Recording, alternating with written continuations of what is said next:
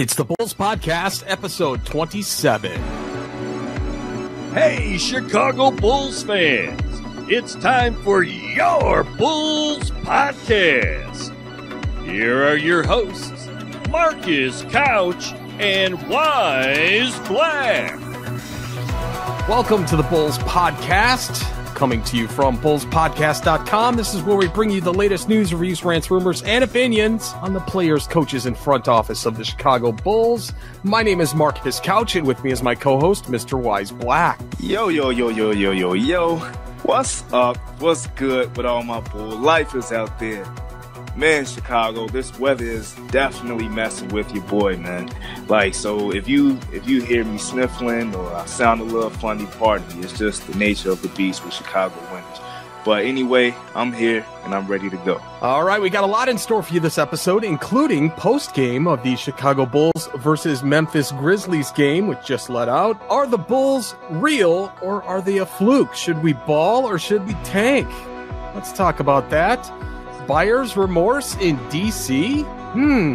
We'll talk about some reactions to the Portis and Parker additions to the Washington Wizards and a preview of the upcoming games. Come tank with us. We'll be right back after this quick timeout.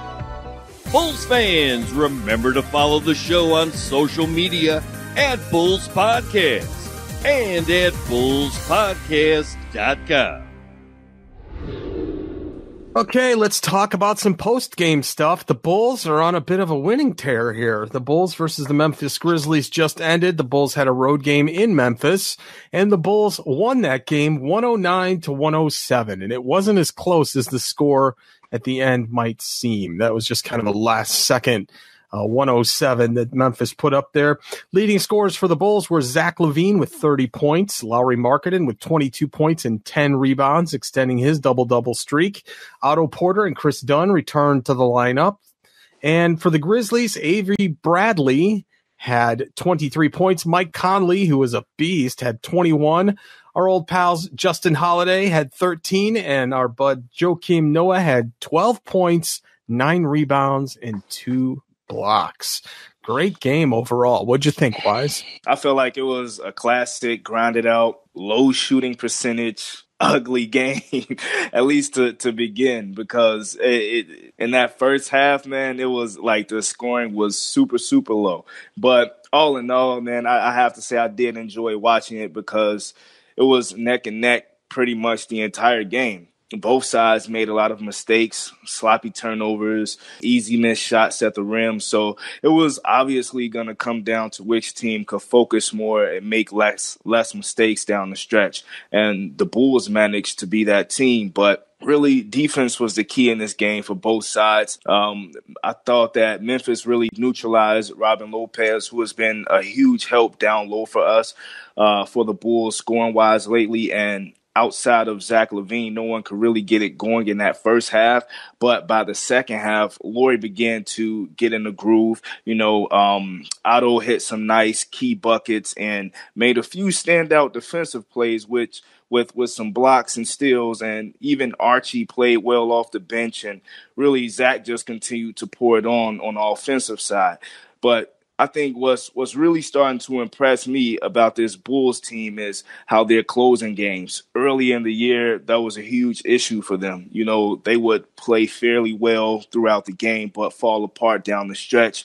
And, they seem to be correcting that towards the closing of this season. And that's clearly team development, which is what we as Bulls fans should want to see. I saw great things from a number of core Bulls players tonight that led to this W. So this was a good one in my book. And anytime we can see a game that has no Cristiano Felicio in it, I'm all about it. So good job to the Bulls on this particular game. And Joakim Noah, man, he looked really good. I'm so happy for Joe to be able to get back into the league again and not kind of be in this New York exile thing. I think he's really doing well. And as I told you kind of earlier before we got started here, I might like to see Joe back next year, even if we can just get him on a veteran minimum. I don't know what his contract situation is going to be next year. But Wyse, here, check this out. I want the listeners to call our new number at 312-239-8586 and let us know the question of the day. Would you bring Joakim Noah back to the Chicago Bulls next year? Nice. So let's talk about it. Let's talk about it. I want to hear your opinion. Since we just got to see a fresh Joakim Noah, let's see what it would actually entail. So we're going to take a quick timeout, and when we come back, we're going to talk about Washington getting a little bit of buyer's remorse. Hold on. We'll be right back after this quick timeout.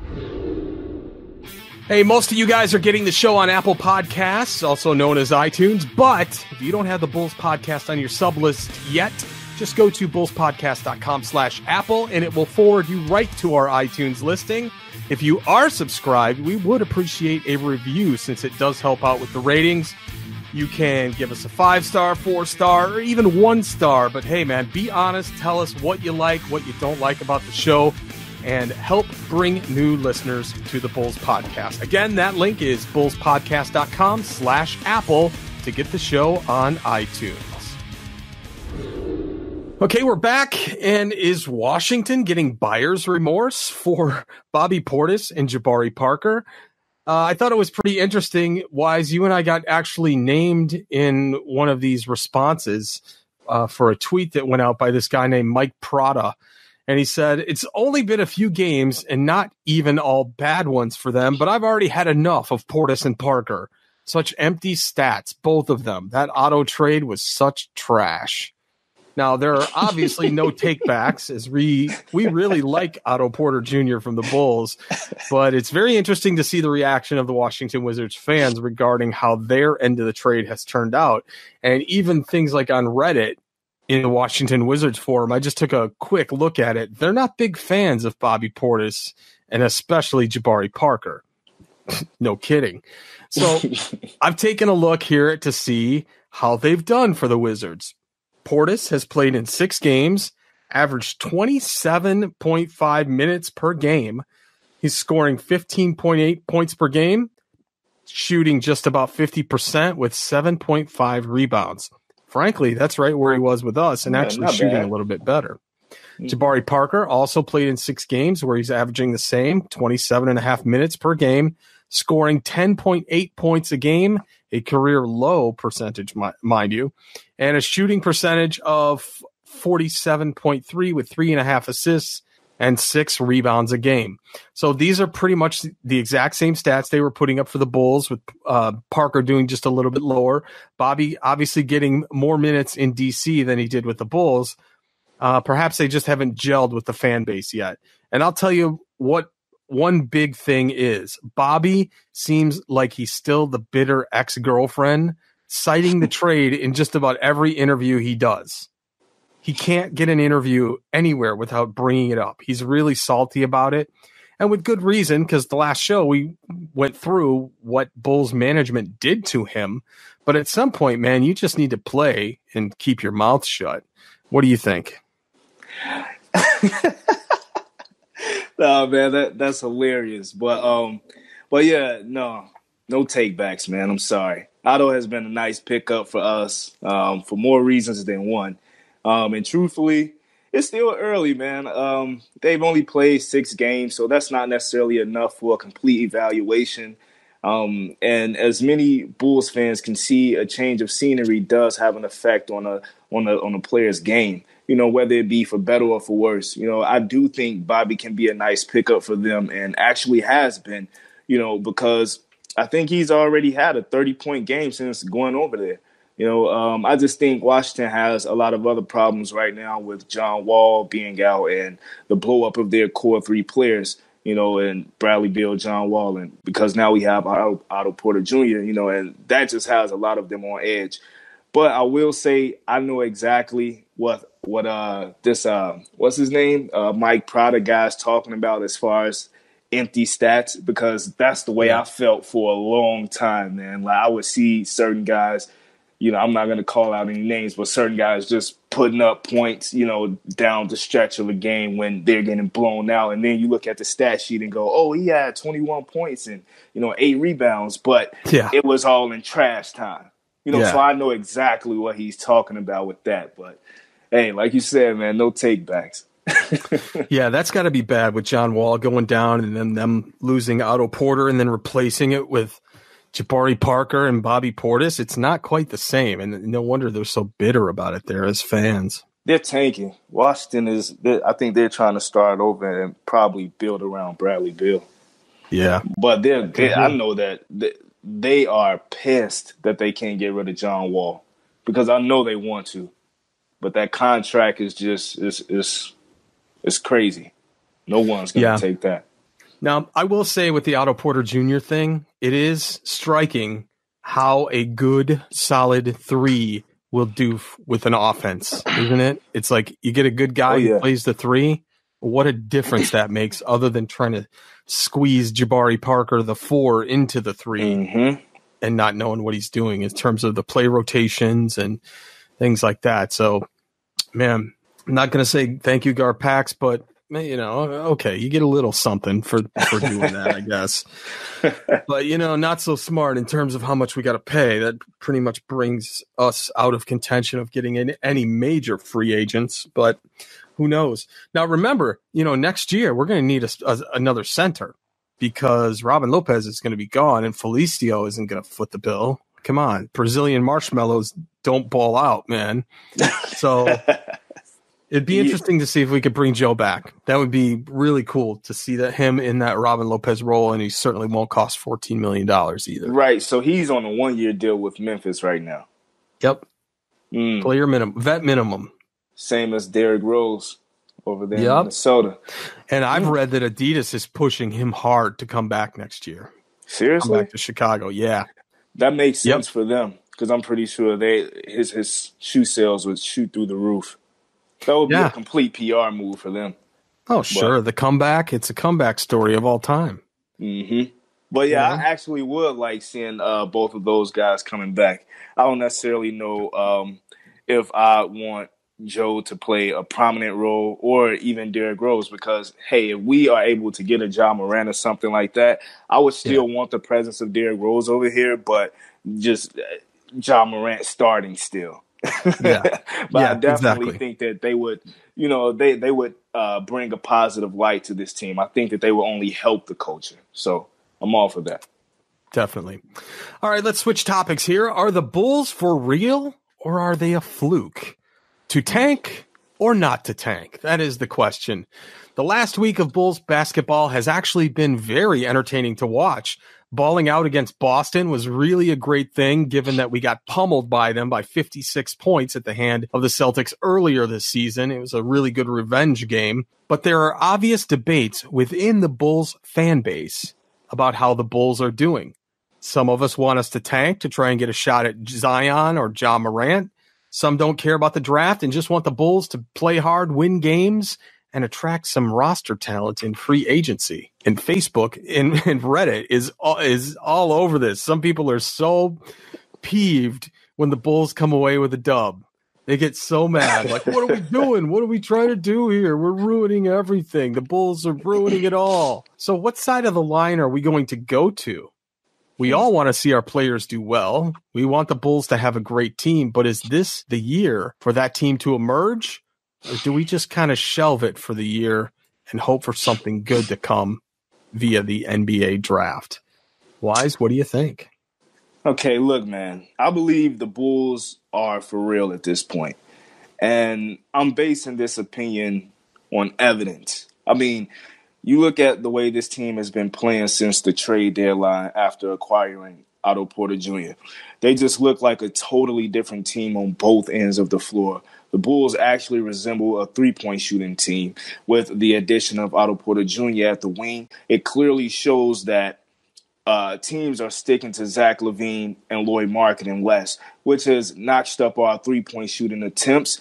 And over the span of games that Otto has been here, our three-point percentage has risen as well, I believe. It's not just the shooting, though, either. Individually, Lori and Zach seem to feel like a pressure has lifted from their games because those two lately have resembled a true core 1-2 punch like CJ McCollum and Damian Lillard, as opposed to, just two nice pieces on a team that haven't put it together.